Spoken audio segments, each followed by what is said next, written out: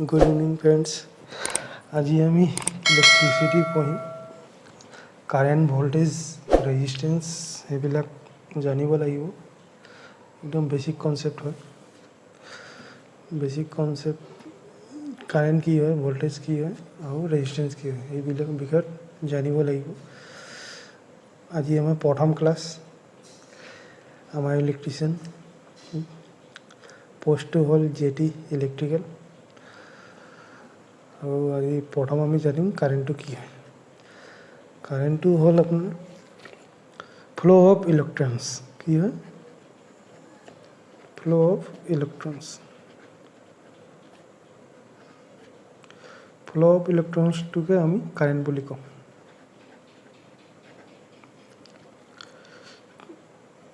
कि वायरत कि है, इतना इलेक्ट्रन से फ्लो है। यार की है, इलेक्ट्रॉन से फ्लो है। सब इलेक्ट्रॉन्स থাকে।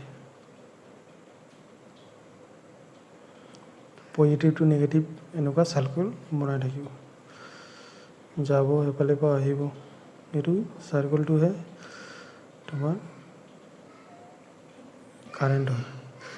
সাৰ্কুলেট কৰি থাকিব। ঠিক আছে, পজিটিভ টু নেগেটিভ বা নেগেটিভ টু পজিটিভ। তাৰপিছত এই ইউনিটটো গম পাব লাগিব কি হয়। ইউনিটটো হৈ গ'ল এম্পিয়াৰ। আমি এম্পিয়াৰটো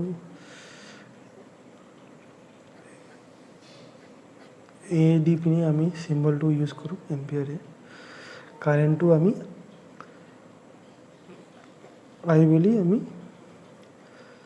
দেখুৱাওঁ, মানে আইটো ৰিপ্ৰেজেণ্ট কৰে কাৰেণ্টটো। যেনেকুৱা যদি ইয়াত 4 এম্পিয়াৰ ইয়াত কাৰেণ্টটো ফ্ল' হৈ আছে, তেনেহ'লে ক'ব লাগিব সেইটো চাৰ্কিটত I = 4 amps বা 4 এম্পিয়াৰ। ঠিক আছে, কাৰেণ্টটো গম পালে আপোনালোকে। এতিয়া বেছিক ইয়াৰ ওপৰত বহুত কথা আছে, কাৰেণ্ট কি হয় এইটো লাহে লাহে গম পাব আপোনালোকে। এতিয়া বেছিক সেইটো গম পাই লোৱা যে কাৰেণ্টটো আচলতে হয় কি। সবেই ক্লিয়াৰ হ'ল মোৰ মতে কাৰেণ্টটো কি হয়। ফ্ল' অফ ইলেক্ট্ৰনছ, ইয়াত ইলেক্ট্ৰনছ ফ্ল' হ'ব, এইটোৱে কাৰেণ্ট বুলি কয়। ইয়াৰ পিছত আমি গম পাওঁ যে ভোল্টেজ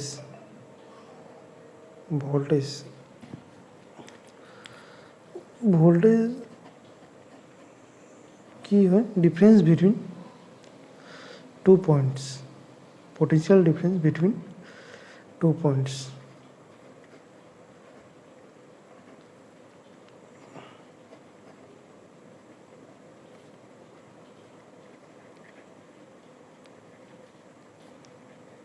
মই একজেক্ট ডেফিনেশ্যন নিদিওঁ,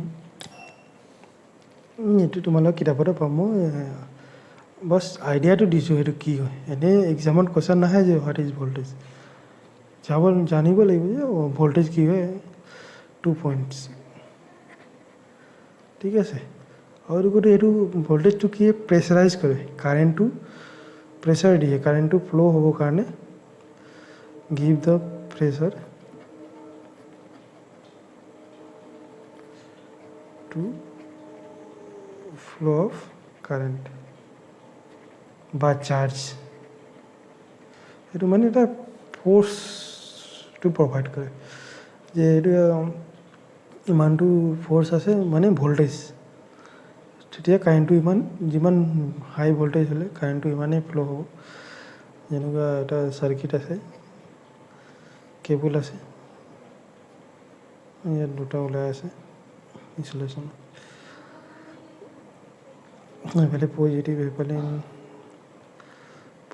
এইফালে নেগেটিভ, এইফালে নেগেটিভ। এতিয়া যদি ইয়াত কোনোবা চ'ৰ্চত যদি লাগি আছে, যদি ইয়াত আমি যদি 230 ছাপ্লাই দিয়া আছে ট্ৰান্সফৰ্মাৰৰ পৰা, তেনেহ'লে সেইটো দুটা পইণ্টত আমি চেক কৰিলে ভোল্টেজটো পাম 230। এইটো ইনপুট ছাপ্লাই হ'ব লাগিব, ট্ৰান্সফৰ্মাৰৰ পৰা হওক, বেটেৰীৰ পৰা হওক। বেটেৰী হ'লে DC ভোল্টেজ, সেইবিলাকো মই কম পিছত কি হয়। সেইটো আমি ভি পৰা ৰিপ্ৰেজেণ্ট কৰোঁ ভল্টেজটো ভি ভল্ট ইউনিটটো কি হ'ব ভল্ট চবেই গম পালে ভল্টেজটো কি একদম সাধাৰণ ভাষাত একদম বুজি পোৱাকৈ একদম চিম্পল কথা মই বুজাই দিছোঁ সেইবিলাক কথা একদম চিম্পল যে ভল্টেজ কি হয় গম পালা তোমালোকে যে ভল্টেজৰ কি হয় এতিয়া যদি যেনেকুৱা আমাৰ 230 ছাপ্লাই থাকে সেইটো এ চি ভল্টেজটো হ'ব পাৰে এ চিও হ'ব পাৰে ডি চিও হ'ব পাৰে সেইটো পিছত ক'ম পাওঁ এ চি ডি চি ভালকৈ সেইটো আল্টাৰনেটিং কাৰেণ্ট বুলি কয় এইটো ডাইৰেক্ট কাৰেণ্ট বুলি কয় এইটো আমি লাহে লাহে গম পাম লাহে লাহে যে ডি চি কি হয় এ চি কি হয় এনেই সকলো জানে 230 ভল্টেজ হয় ঘৰত চবে এনেই লোকেল ভাষা 220 ভল্ট মানুহ কয় কিমান আহে 220 এনেই আমি প্ৰফেচনেল গ'লে 230 বা 240 ভল্টেজে কওঁ প্ৰফেচনেল এনেই মানুহ 220 বুলি কৈ দিয়ে 220 এইটো লোকেল ভাষাত আমি কৈ থাকোঁ যে 220 ভল্ট আহি আছে ঘৰত কি আছে 220 ভল্ট ডি চিটো হ'ল ডাইৰেক্ট কাৰেণ্ট যেনেকুৱা ডাইৰেক্ট কাৰেণ্ট আমি ক'ত পাওঁ ডাইৰেক্ট কাৰেণ্টটো আমি পাওঁ বেটাৰীত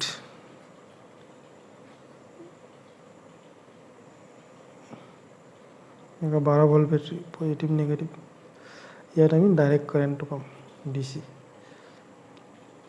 আৰু ডি চিটো আমি এ চিটোকো ডি চি কৰিব পাৰোঁ সেইবিলাক মই পিছত ক'ম এইটো আমি এ চি কাৰেণ্টটোকো আমি ডি চি কৰিব পাৰোঁ ৰেক্টিফাই কৰি এইটো পিছত ক'ম এতিয়া মই বেছিকটো কৈ দিছোঁ সেইবিলাক কি হয় এতিয়া তোমালোকে গম পালা যে কাৰেণ্ট কি হয় ভল্টেজ কি হয় তাৰপিছত আমি ৰেজিষ্টেঞ্চটো গম পাম কি হয় এতিয়া আহিলোঁ আমি ৰেজিষ্টেঞ্চ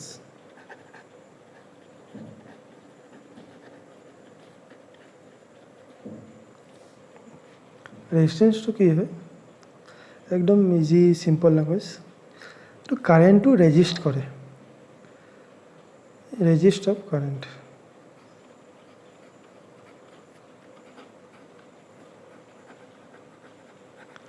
মানে কাৰেণ্টত যাব নিদিয়ে তাক ৰখায় মানে চেষ্টা কৰে কাৰেণ্টটো ৰখাবৰ কাৰণে এই কাৰেণ্ট ফ্ল' হৈ আছে এইটো মানে ৰখায় ইয়াত যদি হাই যদি আমি ৰেজিষ্টেঞ্চ দি দিওঁ এইটো মানে ৰখাব মানে হাই ৰেজিষ্টেঞ্চ দিলে যেনেকুৱা আমি দিলোঁ 5 ওহম যদি কাৰেণ্ট ইয়াত যদি 2 এম্পিয়াৰ গৈ আছে 5 ওহম আছে কিন্তু ইয়াৰ পৰা যেতিয়া যাব সি কমি যাব কিন্তু ৰখাব নহয় ইয়াক সেইটো কমাই দিব ইয়াত যেতিয়া ফ্ল' হ'ব ইয়াতকৈ কম আহিব 1.8 হ'ব এনেকুৱা কমাই দিব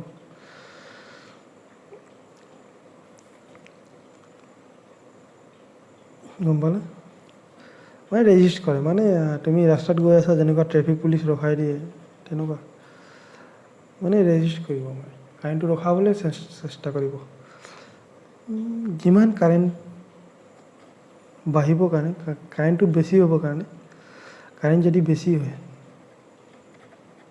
ৰেজিষ্টেঞ্চটো কম হ'ব লাগিব ৰেজিষ্টেঞ্চ কম হ'ব লাগিব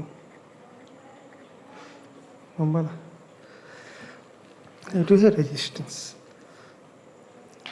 আৰু ৰেজিষ্টেঞ্চটো আমি ওম এনেকুৱা সেইটো চিম্বল দি আমি ৰিপ্ৰেজেণ্ট কৰোঁ ওম